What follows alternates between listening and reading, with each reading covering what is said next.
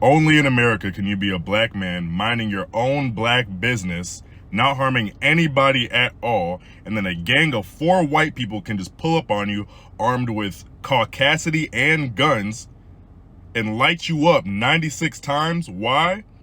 Because you weren't wearing a seatbelt. Yes, Dexter Reed had a gun.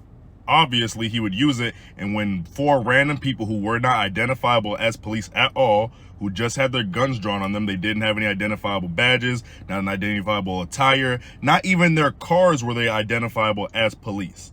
So in his perspective, these are just random people pulling up on him with guns. Yes, I would pull mine out too if I was in this case. Conservatives and Republicans love to talk about how the Second Amendment should not be infringed, but as soon as a black man wants to exercise his Second Amendment rights, they take his life away. Only in America can you actually get online and make a video and look this stupid and be this stupid, because there's no way in hell that he thinks that other people aren't going to actually look into the case. He wasn't a black man that was just minding his own business. The argument is that they stopped him because he wasn't wearing a seatbelt. Now, a lot of people are arguing that how can they have known he was not wearing a seatbelt if his windows were tinted, which I would agree. But if that's the case, then they did not stop him because he was a black man, because how can they tell who is inside the car?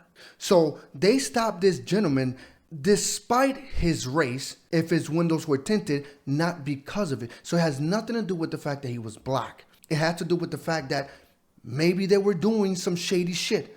I'm not saying that the cops are justified or perfect in this situation on the reasons to stop him. But on the reasons to shoot him, they were 100% justified because he shot at them first. So all these people that are trying to make it about race and trying to make it into the George Floyd 2.0 because they shot at his car 96 times can explain to you that if indeed his windows were tinted, how did the cops know that it was a black man inside the car and not maybe a white man or an Asian man or a man of any other race for that matter?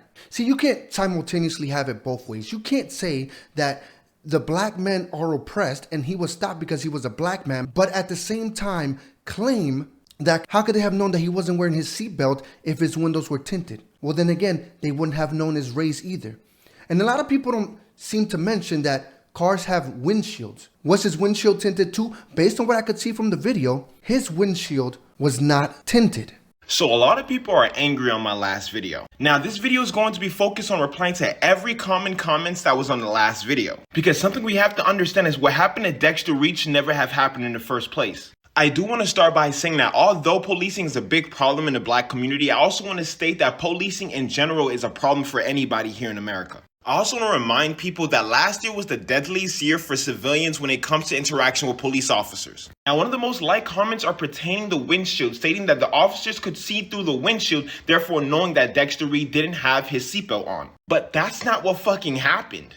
There's video evidence showing the police officers in the left side cutting off Dexter Reed in the right, in the middle of the road. Mind you, Dexter Reed's car was tinted, so it was impossible for police officers to immediately see that he had no seatbelt on. And the officers cutting Dexter Reed off from behind takes away the claim that they saw him not having that seatbelt through the windshield. Another comment that I've seen frequently was that Dexter Reed should have complied. And I'm sorry, but I believe that's just a half-assed answer to justify police officers' overuse of force. Dexter Reed was cut off by an unmarked vehicle with 5 individuals wearing civilian clothing. I would also like to state that these officers never identified themselves. So how are you going to tell someone to comply if you don't know who they are in the first place? Again, these are 5 officers in civilian clothing in an unmarked car doing an unorthodox traffic stop. There are also a ton of comments about his history with law enforcement. The officers in that incident claim that this was a routine traffic stop. They never mentioned that they had any evidence that Dexter Reed had an unlawful weapon in that car until after the deadly incident. So mentioning him and his encounters with law enforcement has nothing to do with this situation. Because again, the officers are claiming they did not know who was in the car during the incident. So if you really think about it, this could have been anybody. And now to talk about everyone's favorite comment, he shot first. I would like to point out again, these officers never identified who they were. See, people are claiming that Dexter Reed did the wrong thing. No, he was in the wrong situation and he panicked. And again, we have to question what the fuck these officers were doing in the first place. I would also like to mention that these 5 officers were tactical officers, and tactical officers are not normally known to do traffic stops. So again, why were these officers working the beat? Dexter Reed's situation resembles to Breonna Taylor and Tyre Nichols. Dexter Reed went through an unlawful traffic stop. Breonna Taylor faced an unlawful entry. Dexter Reed was unalive because he didn't comply. Tyre Nichols was unalive because he didn't comply. I've said this before and I'll always say it. Fuck the police. All right, justice for Dexter Reed. Dexter Reed was 27. Dexter Reed, 27 years old, of Chicago, Illinois, was shot 96 times by the Chicago police. This is a disgrace. It was murder. People are going to have all kind of opinions about this. Again, this was murder. This is heartbreaking. This is beyond sad. This is just unreal, you know. And here we go back again with situations of Dutch. Where was the gun? Where was the gun? Where was the gun? They claim he shot at officers. He was being combative. He wasn't listening, or he shot at the officers first. Where is that? We didn't see any of that in those videos. We watched it. I watched it multiple times and reversed it. Justice for Dexter Reed and all those murdered by police. Fire and charge the officers involved. Demand an end to Chicago Police Department squads. A statement by the Chicago Alliance Against Racist and Political Repression. On Tuesday, April 9th, video footage was released of the brutal execution-style murder of 26-year-old Dexter Reed. Dexter Reed was a beloved member of his community who was murdered by 5 Chicago police officers in the Garfield Park neighborhood on March 21st during a traffic stop. CPD claims they stopped him for not having a seatbelt on, but COPA said police did not have visibility due to Reed's tinted car windows. These 5 officers, though they wore police vests, did not identify themselves as officers. They proceeded to surround his vehicle, demanding he open his window and attempting to open the door to his car. When he refused, they proceeded to fire over 96 shots into Dexter Reed's vehicle. The video released by COPA does not show clear indication of shots being fired from Dexter's vehicle. What it does show is that after Dexter Reed exited the vehicle unarmed with his hands in the air, the 5 officers continued to shoot him, even when he laid on the ground. They proceeded to handcuff Dexter Reed after he was gone. This is a clear-cut case of brutal murder, an execution carried out by a squad. Like many police departments around the country, CPD has long employed these squads, which they refer to as TACT teams, and their use has resulted in countless losses for the community. Similar tactics have also been the cause of police murders in cities around the country, as in the case of Tyre Nichols in Memphis, Tennessee. This murder is also a part of a broader pattern within the 11th Police District, where Reginald Clay Jr. was murdered last year on April 15th. It is the same district where Pierre Lurie was murdered 8 years ago on April 11th. This same district which sees the highest number of pretextual traffic stops in the city. This same pattern exists throughout the city. We in the Chicago Alliance Against Racist and Political Repression unite with the family of Dexter Reed in their demand for justice. We demand immediate action on the following demands. All officers involved must be immediately fired and prosecuted to the fullest extent of the law for this brutal murder. End the TACT teams, which operate like squads within the Chicago Police Department. End pretextual traffic stops immediately. Fire Superintendent Larry Sneeling immediately. We must unite as a movement and as a city immediately to demand action in this case. The murder of Dexter Reed is akin to the murder of Laquan McDonald in its brutality and severity, and we will not rest until his family sees the justice they deserve. To read the full statement or to follow the Chicago Alliance Against Racist and Political Repression, you can follow them on Twitter at CAARPR Now. Chicago Alliance Against Racist and Political Repression, Democratic Civilian Control of Chicago Police. Free them all, prison torture survivors. Visit CAARPR.org. Solidarity, comrades. There are also people that are claiming that these cops were not identified as police. I guess none of these people actually watched the body cam footage, because if anyone had taken maybe 2 or 3 seconds to actually look at all the footage of the police body cams, they would see that one of the cops is clearly wearing a police vest on. The doors now. Unlock the doors now. Hey, what? Unlock the doors now. Open the You see door both his now. hands? Open the door now. Open the door now.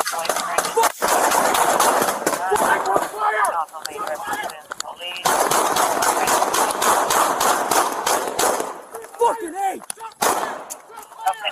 Hey, St. Louis, go! Shots fired.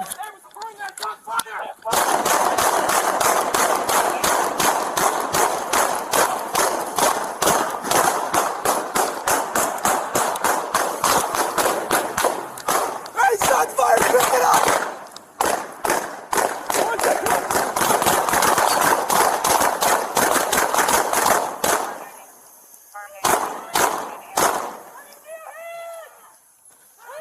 Where's St. Louis?